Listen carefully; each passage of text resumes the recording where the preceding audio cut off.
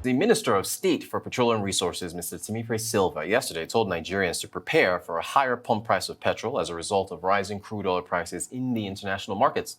He made this announcement in Abuja at the inauguration of the Nigerian Upstream Cost Optimization Program, the NUCOP, a program which sees the federal government ramping up its plans to achieve a $10 per barrel crude oil production target from current levels of $30 per barrel for joint venture agreements and $20 per barrel for production sharing contracts. Joining us to discuss this plus the 2020 budget performance, 2021 budget finance act, and more is Wale Ajayi, partner and head of tax, energy, and natural resources at KPMG. Good morning, sir. Thank you so much for joining us. You're very welcome. Is the federal government doing enough to help Nigerians understand the relationship between crude oil prices and the pump price of petrol? Thank you very much. But just a point of correction, my name is Ayo Salami. Salami, sorry about that. sorry. I'm Mr. Salami. Yes. Not a problem. Yeah, with respect to your question as to whether the federal government is doing enough to make Nigerians understand the relationship between the cost of petrol and the crude oil prices, I think it's a question of creating more awareness. I don't think they're doing enough. Creating more awareness and to the fact that if there is a jump or reduction in the crude oil price in global market, it will definitely affect the price at which we import our end product as well as sell it to the common man on the street. So essentially, we need to do more in terms of awareness and enlightenment of the populace to show them the relationship between the crude oil price in international markets and how that then affects the overall price that we sell at the pump head in Nigeria. Thank you so much. And again, what do you make of the upstream cost optimization program going from $30 per barrel to bring out, are these costs to get a barrel of oil out of the ground and reducing it to, at their projections, $10? What do you make of that? Well, I think this has been a long discussion. We've been on it for quite some time, but I guess what is important is for Nigerian government to realize and understand what makes up the cost of production in Nigeria. Except we dissect that, we may be chasing the shadows. And in essence, I'm saying, if you check the cost profile of a typical E&P company today in Nigeria, three major items come very, very important. One is the cost of security, which they've had to provide by themselves. Secondly is the cost of oil theft, which could be as high as 20 to 25% for some producers. And of course, lastly is the contracting cycle, which also comes with a cost. So if you fix these three things, which if you agree with me that most of it is beyond the powers of the producers, which is actually that of the government. So if you're able to fix these three things, I think we'll probably be moving towards reduced cost of production in that industry. It actually needs to be fixed. Indeed. Thank you so much. So oil plays a huge role in funding our budget. What are your thoughts on the performance of the 2020 budget in light of the COVID-19 outbreak? Well, let me start by commending the federal government for sustaining the passage of the Operation Act before the commencement of the year. At least this gives a sense of purpose and direction to the citizens. They did it in 2020, and they also repeated it in 2021, which is very fantastic. Now, back to the question, performance of 2020 budget. My sense is that it's a mixed bag, and I will explain that very quickly. If you look at the revenue trajectory, the government did say we achieved 21% of our revenue target in 2020 compared to 81% in 2019, and of course 53% in 2018. So if you look at it in isolation, we did very well given the fact that it was a year of pandemic.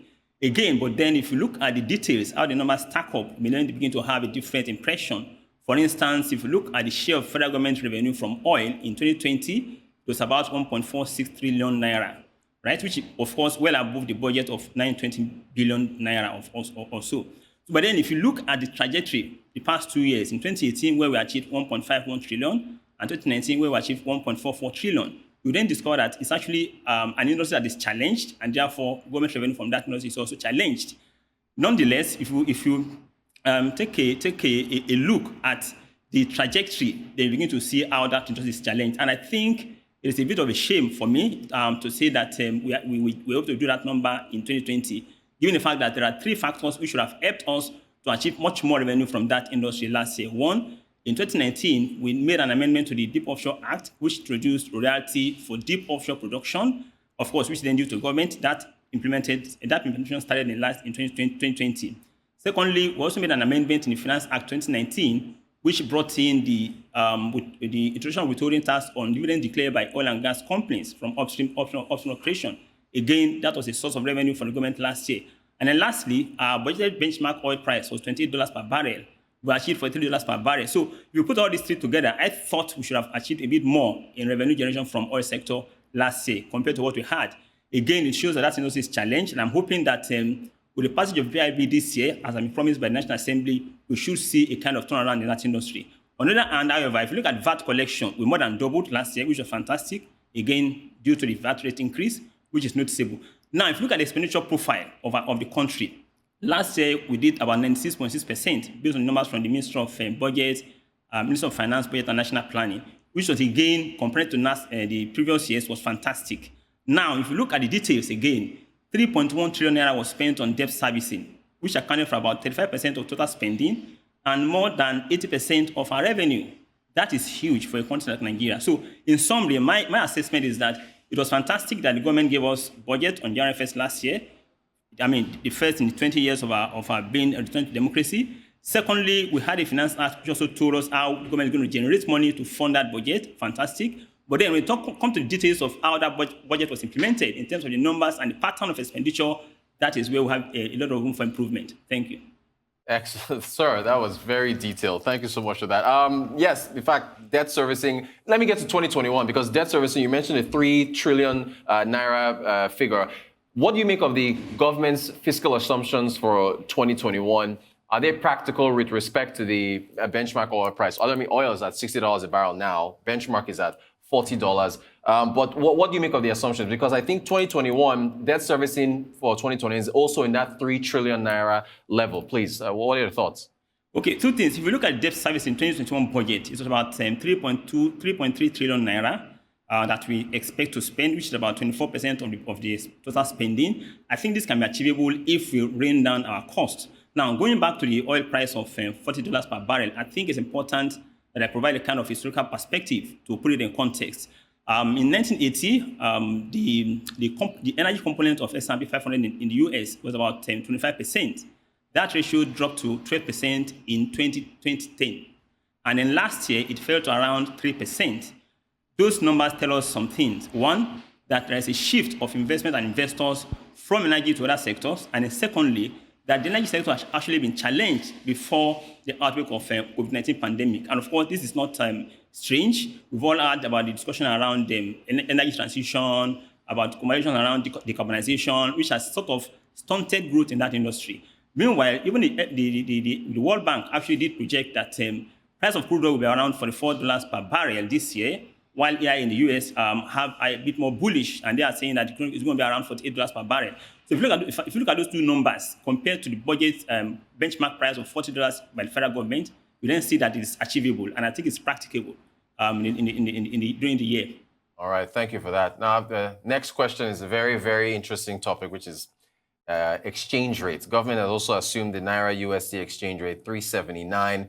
GDP growth rate of 3%, Mr. Salami, and inflation rate of 11.95%. Are these assumptions also realistic, given that the economy we're in a recession right now, and growth projections for 2021 from a number of agencies, including yours, aren't very rosy? What do you make of it? Okay, starting with the exchange rate of 379 to the dollars. If you look at the trajectory last year, the CBN actually adjusted the official rate from 306 to 360 around March, obviously in response to the COVID-19 pandemic.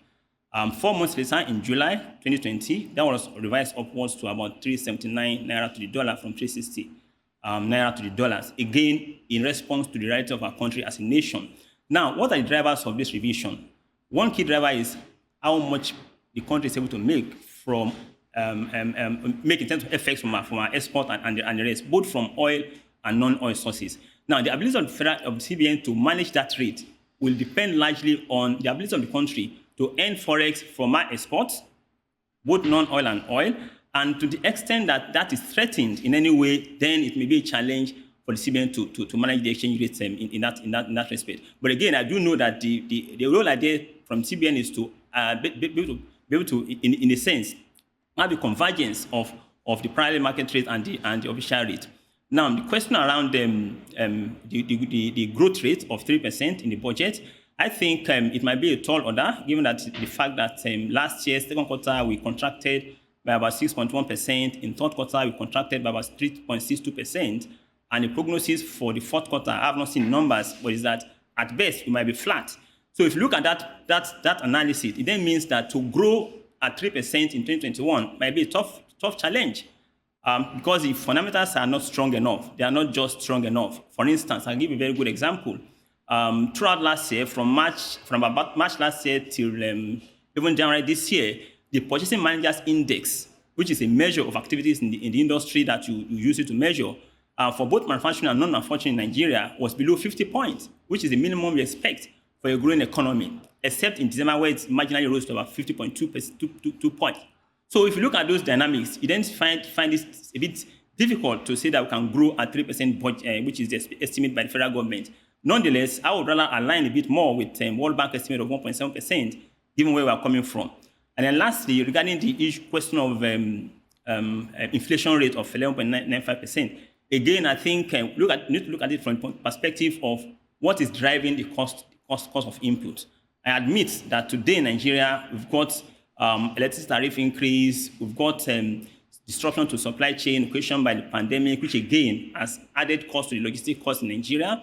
Of course, we also have the FX impact and all of that. So in a way, that might push up the prices of inputs and output eventually. But again, that might be moderated by the fact that demand pull inflation might also come in. In essence, in a country whose citizens, whose income has been decimated by the impact of the COVID, the impact is that the demand might also be depressed. So that might then moderate a cost push inflation. I think that if we have a harmony between trade policies, fiscal policies, as well as monetary policies, we can be able to achieve that inflation rate. In any case, we've done it in the past. If you check the records, November 2017, at thereabout, inflation rate was over 15%. Within a year, by November 2018, it actually came down to slightly over 11%. So I think it is possible if all these things work together and the government is able to harmonize its trade policy with fiscal policy as well as monetary policy. Thank you. Fantastic stuff. Only got about a minute, Mr. Salami. I just want to ask you if you have revenue generation tips for the government going forward in a minute, if you can. Good question. I think I would like to just simply say that the discussion around the petroleum industry bill is quite important. I'm glad that the National Assembly is taking it very, very serious. If we are able to pass that bill this year, it might act as an elixir to unleash the potentials in that sector, even from the point of view of organizational restructuring of the NNPC and the rest. And I think that's one thing that the government can do to unleash potentials and then drive activity in this sector. Secondly is for us to also begin to refocus the government attention from direct taxes to indirect taxes. And I think, again, this is the fulcrum of national tax policy, which, again, has already proposed that government should be able to focus on indirect tax as opposed to direct tax. And we can see the impact of a rate increase of just 2.5% in VAT, what it has done to VAT income in 2020, which more than doubled the figures that we had in 2019. So those are my 2 comments for now. Thank you. Great stuff. Great stuff. Ayo Salami, Partner, Head of Tax, Energy, Natural Resources at KPMG. Thank you so much for joining us. We appreciate your insight. Thank you.